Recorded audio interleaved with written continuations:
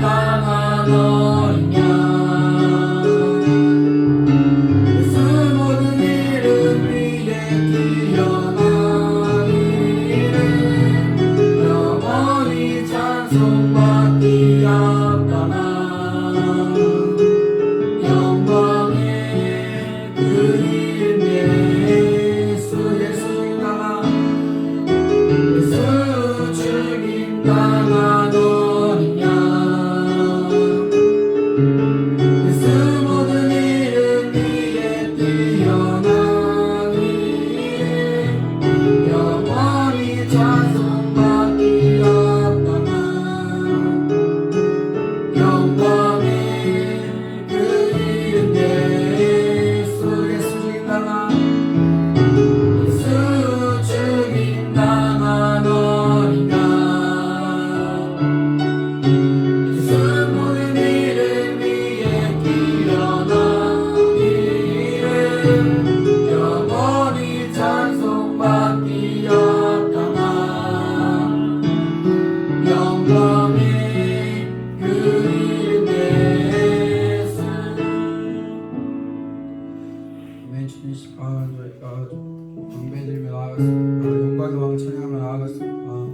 주 아버지 정말 오늘 하루도 정말 나의 오늘 주님을 찬양하며 그래도 쉬지 않고 찬양할 수 있는 그런 저희가 될 수 있게 하시고 저희가 그 모든 순간마다 정말 주님을 생각하며 그리스도의 문제를 생각하며 행동하고 말하는 그런 저희 성기사들이 될 수 있도록 주님을 함께 해주시옵소서. 그렇게 행하실 줄 찬양합니다. 예수님의 이름으로 기도드립니다.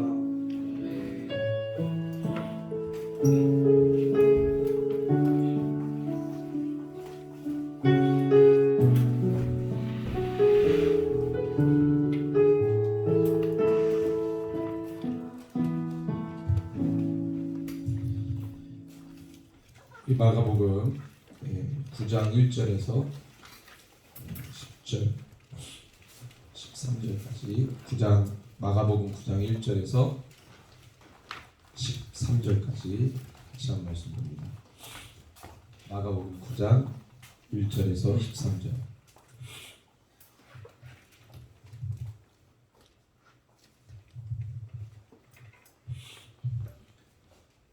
네, 우리 찾았으면 우리 같이 한 절 한 절 교독할게요. 또 그들에게 이르시되 내가 진실로 너희에게 이르노니 여기 서 있는 사람 중에는 죽기 전에 하나님의 나라가 권능으로 임하는 것을 볼 자들도 있느니라 하시니라.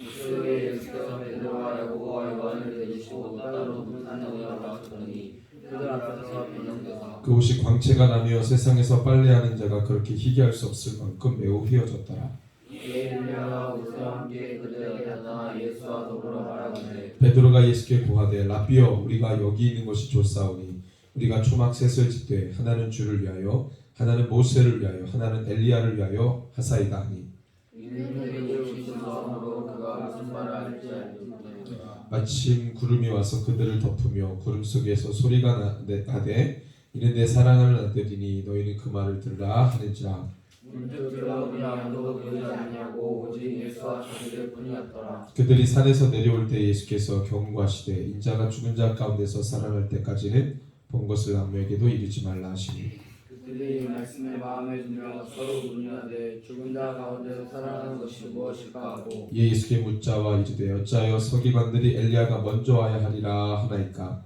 이르시되 엘리야가 먼저 와서 모든 것을 회복하거니와 오직 인자에 대하여 기록하기를 많은 권을 받고 멸시를 당하리라 했느냐. 같이 읽습니다. 그러나 내가 너희에게 이르노니 엘리야가 왔을 때 기록된 바와 같이 사람들이 함부로 대우하였느니라 하시니라. 아멘. 예수님이 이 가이사랴 빌립보 지역에서 제자들에게 두 가지를 똑같은 질문을 두 번 했는데 첫 번째 질문이 뭐였죠? 사람들이 나를 누구라고 생각하니 누구라고 나를 바라보니 이제 사람들에 대한 관점을 물으셨어요. 그때 제자들이 뭐라고 대답했죠? 아니 사람들이 엘리야, 세례 요한이든지 엘리야든지 뭐 이런 유대 사람들이 존경에 맞지 않는 그런 인물 중에 하나라고 생각하는 것 같습니다라고 제자들이 이렇게 대답했죠. 근데 그것은 저마다 사람들이 생각하는 상이 있었다는 거예요. 예수님이 세례요한 같으면 좋겠다. 예수님이 엘리야 같으면 좋겠다. 그렇게 생각했다는 거예요. 그런데 베드로는 뭐라고 고백했다는 거예요? 주는 그리스도시요 살아계신 하나님의 아들이십니다. 너희는 나를 누구라고 하느냐? 주는 하나님의 아들이십니다. 당신은 그리스도십니다. 메시아입니다. 하나님이십니다. 라고 고백한 거죠. 그래서 예수님이 칭찬했어요. 그런데 갑자기 화제를 전환해서 하나님의 아들이십니다. 엄청나잖아요.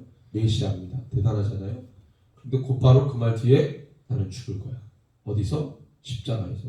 그랬더니 난리가 났어요. 절대 그러시면 안 됩니다. 하나님의 아들 메시아가 왜 십자가에서 죽습니까?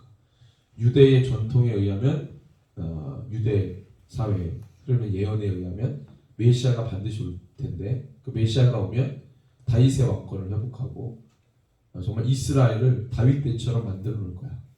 이게 이제 메시아 전설이에요. 메시아 예언이고. 근데 그들이 몰랐어. 그 메시아가 와가지고 자기들을 왜 죽을 거라는 것을 몰랐어요. 십자가 질 거라는 걸 몰랐어요. 근데 이사야의 말씀에 이미 예언되어 있어요. 선지자들을 통해서 예언했는데 그 말은 유대인들에게 그 메시아가 와서 하는 일이라고 받아들이지 않았던 예언이에요.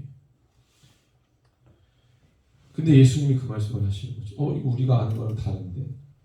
우리가 아는 메시아가 와서 해야 될 일과 다른데. 메시아가 오면은 이스라엘을 회복시키고 왕권을 회복해야지. 왜 십자가에서 죽어? 충격이죠.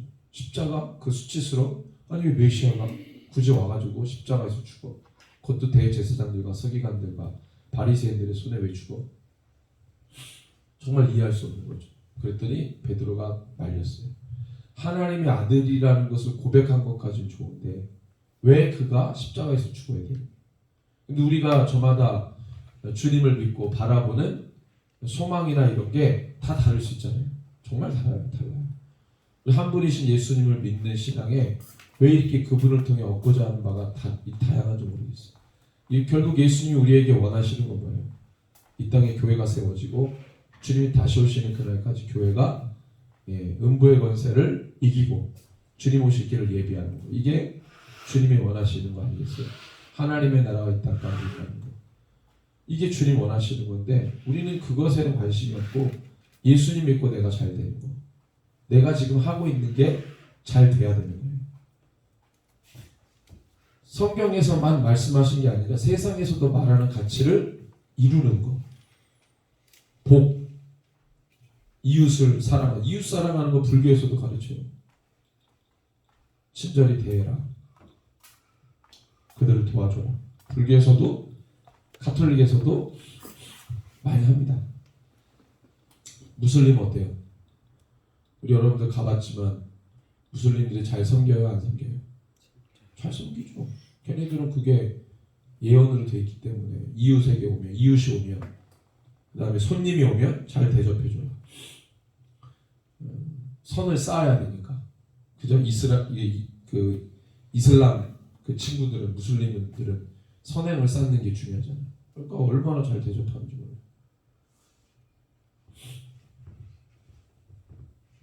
그러니까 그렇게 그 선행 교회만 하는 게 아니에요. 세상에서도. 그러면 그 종교가 없는 사람들 중에서도 착한 사람이 있어 없어요? 있죠. 잘 베풀고 친절하고 잘 섬겨주고. 오히려 예수 믿는 사람보다 더 착한 사람들이 있어. 엄청나게 친절하고 상냥하고. 근데 왜 교회가 그런 세상에서도 하는 가치를 우리가 반드시 이루어야 될 가치라고 생각하고 왜 그걸 하는지 모르겠어요. 성경은 그걸 얘기하지 않잖아요. 그죠? 그리스도인들에게 원하는 게 뭐라고 말해요? 교회에게 원하는 게 뭐라고 말해요? 그걸 하진 않고 세상에서 말하는 동일한 그런 가치를 같이 이루자. 긍정적인 마음을 갖자. 긍정적인 생각을 갖자. 이런 거에 너무 몰두하고 예수님이 십자가 지셔야 된다 그러니까 다들 놀라 자빠졌어요. 근데 중요한 건 나만 그렇게 나도 십자가에서 죽지만 나를 진짜 따라오려면 너희도 뭐 해라? 너희도 십자가 져야 돼. 여기 더 기록을 하죠. 주님 십자가 진다는 것도 말렸는데 그걸 우리 보고 또 지게. 하나님의 아들이라고 고백한 것까지는 너무 좋아요.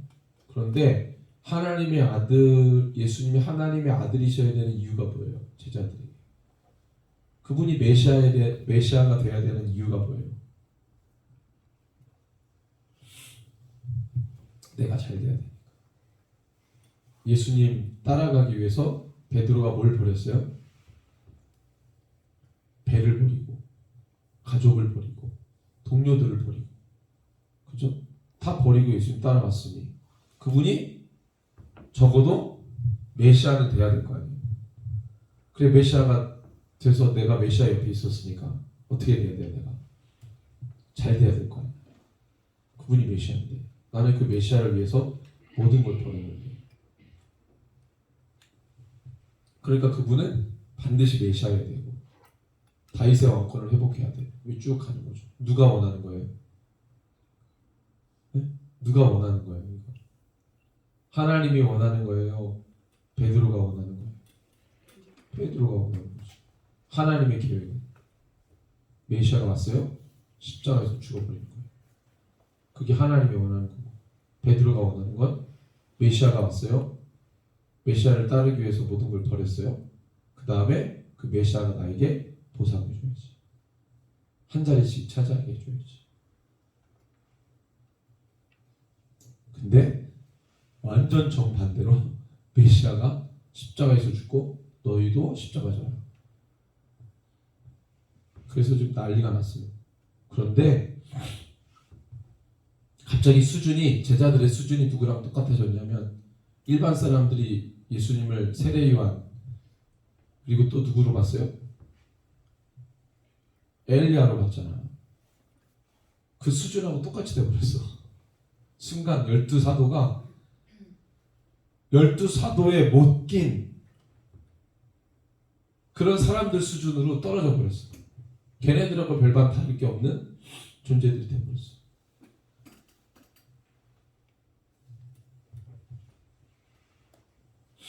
근데 그들을 데리고 예수님이 어디로 가요? 높은 산에 올라가시죠.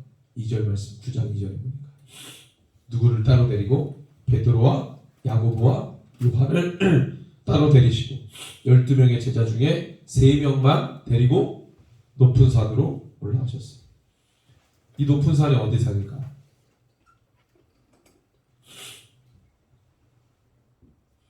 보통 유대 지역에서 높은 산 그러면 어디가 높은 산이에요? 헐몬산입니다. 헐몬산. 헐몬산이 높은 산. 헐몬산 높아요. 네, 거기로 올라가는지 모르겠지만 하여튼 높은 산으로 헐몬산이 높아요. 하여튼 높은 산으로 올라가셨어요. 그들 앞에서 어떻게 됐어요? 모습이 변형됐어요. 이게 뭘까? 예수님의 모습이 변형됐다고? 어떻게 변형됐을까? 상상력을 발휘해 봅시다. 예수님은 갑자기 누더기 옷을 입고 있었는데 빨지도 않은 옷, 막 어디 헤이지고 찢어지고 남루한 옷이었는데 갑자기 변형됐어. 완전히 새 흰옷으로 왕들이 입는 옷으로 바뀌었어요. 예수님 얼굴도 그때 당시에 유대인들의 평균 얼굴 골격이나 이런 걸 보니까 완전히 원신처럼 생겼죠. 그 인터넷 찾아보니까 그죠. 그때 2000년 전에 유대인들의 골격을 기준으로 그때 당시에 갈릴리 지역에 살았던 원주민들 몽타주를 이렇게 조사해가지고 이게 예수님이 딱 나왔는데 완전 원신이에요. 어쨌든 그런 볼품없는 얼굴이었는데 어떻게 해요? 네, 완전히 멋있는 모습으로 바뀐 거지. 뭘로 바뀐 걸까? 변형됐다고 그랬어요. 완전히 변형돼가지고 제자들이 놀라서 버렸어요. 근데 보니까 3절에 이렇게 나와있어요. 그 옷이 광채가 나며 옷이 광채가 난다. 세상에서 빨래하는 자 그렇게 희귀할 수 없을 만큼 매우 희어졌다. 그러니까 어떤 모습이 변한 게 아니고 뭐예요? 그 광채가 난 거예요. 광채가. 모세가 시내산에서 주님과 독대하고 내려왔을 때 얼굴이 어떻게 됐어요? 희어졌더라. 막 아우라가 막 장난 아니죠. 사람들이 눈부셔 이럴 정도로. 그래서 모세가 하도 이게 막 아우라가 막 발광을 하니까 어떻게 해요? 이걸 이 수건으로 덮을 만큼 엄청난 아우라. 이 지금 예수님이 이 산에서 그렇게 변형되셨다는 거죠. 근데 4절에 보니까 놀라운 장면이 연출됩니다. 이거 다 본 거예요, 제자들이. 엘리야가 모세와 함께 누구와 대화를 해요? 예수님과 대화를 놀래 자빠지는 거죠. 예수님, 사람들이 뭐라고 봤어요? 세례요한 아니면 엘리야. 또 기타 등등 뭐 다윗도 얘기했을 테고, 뭐 모세도 얘기했을 테지. 예수님이 그런 사람이었다. 그런 정도의 사람이었다. 근데 제자들은 하나님의 아들이라고 얘기했어요. 조금 거기서는 수준이 달랐어. 그런데 십자가 지는 얘기 넘어가자마자 수준이 똑같아져 버렸어. 어떻게 보면 제자들도 그 사람들 수준으로 자기네들이 원하는 메시아성이 있었던 거지. 근데 이 산에서 예수님 변화되면서 실제로 누구와 누가, 엘리야와 모세 딱 보면 알아. 엘리야 딱 보면 알아. 모세 딱 보면 알아. 인상착의 보면 알잖아요. 지팡이 들고 있었겠지 모세가, 그죠? 그럼 지팡이 보고 저 사람 모세, 엘리야는 뭘로 알고 딱 보면 엘리야는 뭘로 알고 있겠어요? 알아보겠어요. 패션. 엘리야는 어떤 패션이었어요? 세례 요한과 같은 패션. 그죠? 그 딱 보면 엘리야, 지팡이 들었어, 모세. 그들이 누구랑 대화해요? 예수님하고 대화하는 거죠. 예수님은 모세가 아니고 엘리야도 아니고 세례 요한도 아닌 거죠. 예수님 누구예요? 진짜 메시아인 거죠. 이걸 실제로 보여준 거예요. 어떤 너희들의 해석이 아니고, 너희들의 관점이 아니고, 너희들의 바램이 아니고, 너희들의 소망이 아니고, 실제 예수님은 메시아고, 모세는 모세 따로 있는 거고, 세례 요한은 세례 요한 따로 있는 거고, 엘리야는 엘리야 따로 있는 거고, 실제 그들은 존재해요. 지금 그들이 하나님의 아들이신 예수님 앞에 나와서 그분과 대화. 이걸 눈으로 본 거야. 와, 대단하죠.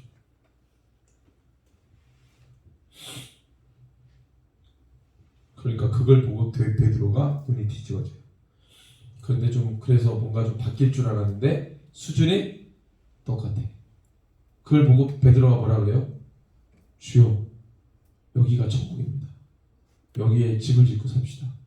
누구를 위해서? 5절에 보니까 주님을 위해서, 모세를 위해서, 엘리야를 위해서. 여기에 괄호 치고 또 있어요. 사실 3개만 짓는 게 아니지. 모두 또 뭐도 지어야 돼. 자기들 것도 지어야지. 사실 그게 들어가는 거예요.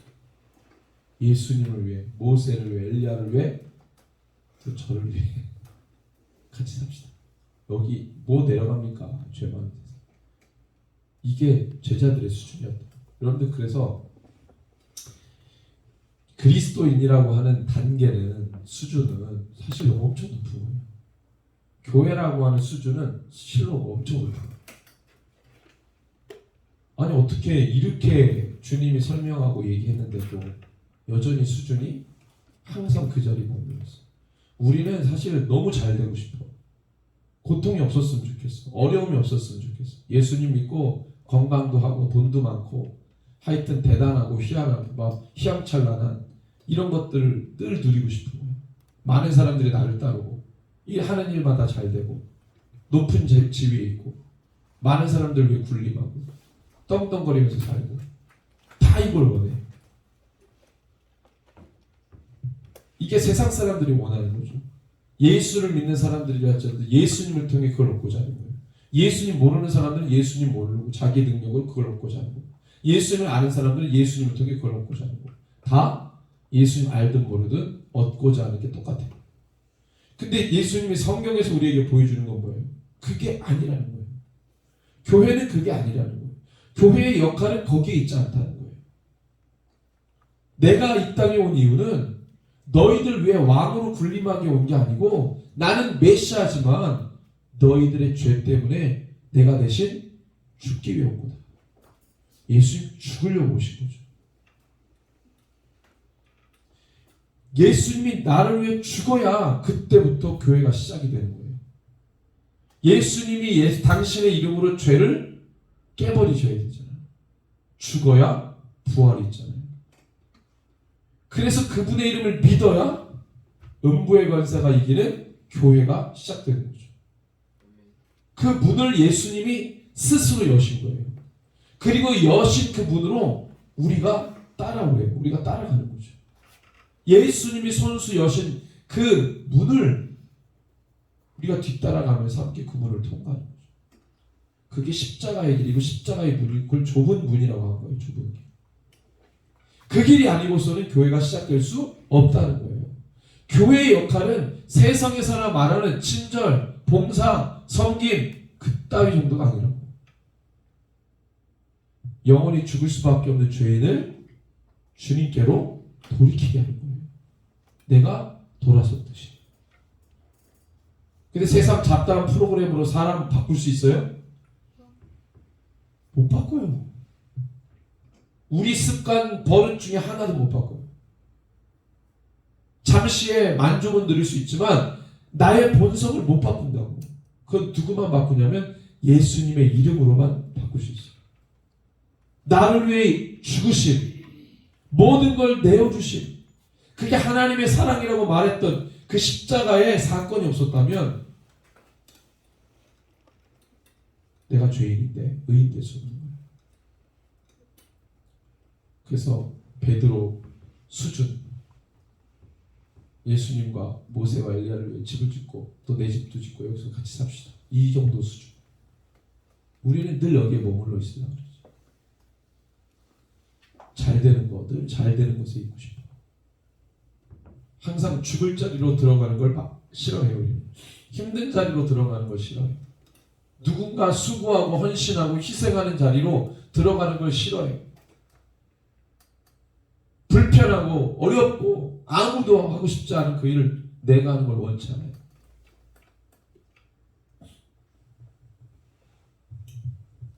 목사님이 강의 준비하면서 선교사님들이 강의 준비하다가 은혜 받는다는 얘기를 해서, 물론 목사님 설교 준비하다가도 그런 은혜를 받지만 이 한국교회에서 강의 준비하다가 은혜를 많이 받아요.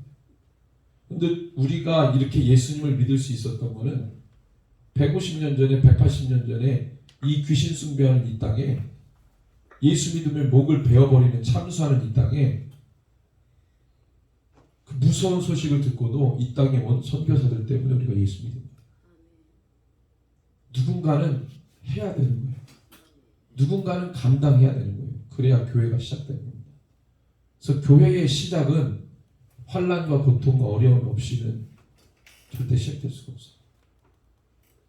바울은 그것을 알기 때문에 이미 교회가 개척된 곳에 내가 가지 않겠다 말하는 거예요. 바울의 영성은 거기 있는 거예요. 그 말은 뭐예요? 교회가 없는 곳 가면 바울은 거의 죽을 뻔했죠. 아무도 환영하지 않은 곳, 내가 그곳으로 가서 내가 복음을 전하겠다. 편안한 자리, 안정된 상황을 거부하겠다는 얘기였어요. 그래야 진짜 교회가 시작됩니다. 여러분들에게 도전합니다. 여러분들 앞으로 어떤 계획이 있어요? 여러분들이 진짜 그리스도인이라면, 마지막 때 주님 오실 길을 예배하는 그리스도인이라면 남이 가지 않은 길, 남이 안 하려고 하는 거, 그 속에 여러분들이 첫 교회로 시작하는 거예요. 그게 지금 필요해요. 그런 군사가 필요하다. 미국의 이 해군의 최고의 특수부대가 있어요. 그 네이비실이라는 특수부대 들어봤죠? 그 네이비실에서도 최정예 소수만, 네이비실 중에서도 최정예 소수로 만든 진짜 특수부대 중에 특수부대가 있어요. 걔네를 데드그루라고 합니다. 데드그루라고 하는 특수부대가 있어요. 그 네이비실 중에서도 최고로 엄선한 최정예 특수부대. 대북으로. 그 다음에 육군에서 최고의 특수부대. 뭐예요? 델타포스. 최정예 특수부대 중에서 엄선해서 만든 애들. 완전 소수예요. 그 사람 한 명에 들어가는 미국 국방 자산이 얼마냐면 7천만 원이에요. 7천만 원. 그 한 병사에게 들어가요. 모든 장비가.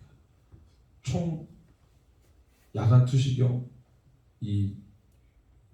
뭐예요? 뭐라 그러지 이거를? 헬멧. 하이바람 할 뻔했네. 헬멧 모든 장비가 한 병사에게 들어가는 게 7천 원. 엄청난 국방 자산을 투입해가지고 최정예 특수부대를 만드는데 얘네들은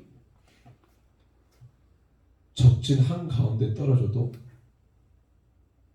몇 개 사단의 역할을 한다는 이 특수부대의 특징은 길이 없는 곳에 떨어뜨려 놓고 길을 만들려고 한대요.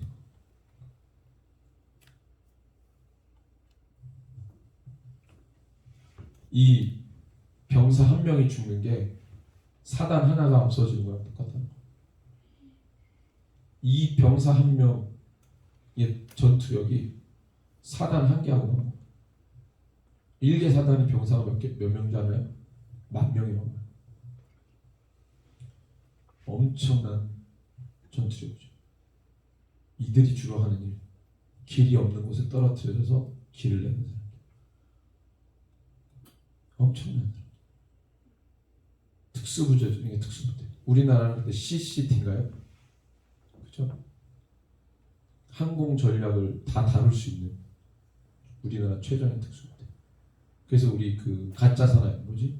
그 특수부대들 나와가지고 막 뭐 하는 거 있잖아요. 게임.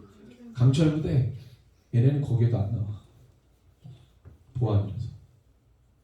걔네만 안 나왔잖아요. 걔네는 그 강철부대에 나와 있는 그 특수부대원들에서도 엄선해가지고 그 모든 훈련을 다 거쳐야지만 그 CCT를 들어갈 수 있어요. 최고의 특수부대죠. 모든 자산을 국방 자산을 다 다룰 수 있어야 됩니다.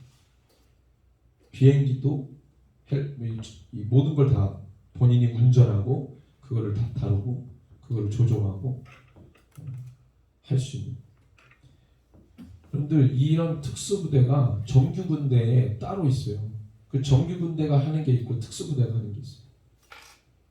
우리 KMS는 뭐예요? 정규군 아니에요. 예, 소수기 때문에 소수죠. 특수부대죠. 그러려면 정신무장이 잘 돼 있고 남이 가지 않는 길을 가려고 이미 준비되어 있는 거예요. 여러분들의 기준은 세상이 아니에요. 말씀입니다. 말씀. 그래서 세상 기준으로 비교하지 마세요. 스스로. 그런데 하나님의 말씀의 기준을 두십시오. 기준 전혀 달라요. 목사님이 이거 KMS 시작할 때 그런 생각을 가지고 시작했어요. 어설프게 세상 교육 따라가는 거 거기에서 얻는 게 뭔데? 어정쩡한 그리스도를 만드는 거예요. 세상에도 한 발, 주님에게도 한 발. 어정쩡한 그리스도. 예수님을 진짜 따라가는 것도 아니고 그렇다고 세상 따라가는 것도 아니고 세상 방법, 교회 방법 어정쩡하게 섞여가지고 이러지도 저러지도 늘 심적으로 갈등을 하는데 이렇게 살아가게 만드는 거죠. 목사님이 어제 그룹 예배인도 하는 것도 보고 요즘에 우리 친구들 예배하는 거 보면서 그래야만 하는 확실한 동기부여를 했습니다. 더 그래야겠구나. 여러분들 지금 시대에 여러분들은 별종이에요. 별종 N 독종. 요즘 시대에 코로나 시대에 이렇게 예배하는 청소년 어디 있어요? 없어요. 코로나 시대 이전에도 이렇게 예배하는 청소년 없어요. 없다. 그래서 예배는 힘이다. 이 예배 때문에 예배를 하냐 안 하느냐 가지고 싸우는 이 시대에 예배를 통해 주님을 보는 세대. 이거는 엄청난 거예요. 예배를 사수하고 지키는 청소년. 왜냐하면 예수님 이 모든 교회 사역의 시작은 예배이기 때문에 예배가 시작인 거예요. 여러분들 특수부대원들이 전장 나가기 전에 하는 게 있어요. 그들 나가기 전에 꼭 지휘관이 앞에 나와서 뭐라고 해. 너희들이 지금 전투에 나가야만 하는 동기를 얘기해. 그 다 얘기해. 얘기하고 나면 그들만의 구호를 외쳐요. 각 특수부대들만의 구호들이 있거든. 구호를 외쳐. 왜 그렇게 하겠어요? 자기네들이 왜 싸우러 나가야 되는지를 다짐하는 거예요. 그런 의식이 필요하다. 근데 우리는 모든 사역을 시작하기 전에 가장 먼저 뭘 합니까? 네? 예배죠. 예배를 통해 주의 말씀 듣고 싸워야만 하는 목적을 다시 상기하고 기도로 다짐하고 그리고 사역을 하는 거죠. 여러분들이 수준 낮은 천박한 신앙이 되지 말고 정규군을 뛰어넘어 특수부대, 여호와의 군대 그러죠? 정규군을 말해요. 여호와의 군대 중에 여호와의 군대라고 말할 때 여러분들 속으로 나는 특수부대다. 여호와의 특수부대다. 이렇게 얘기하는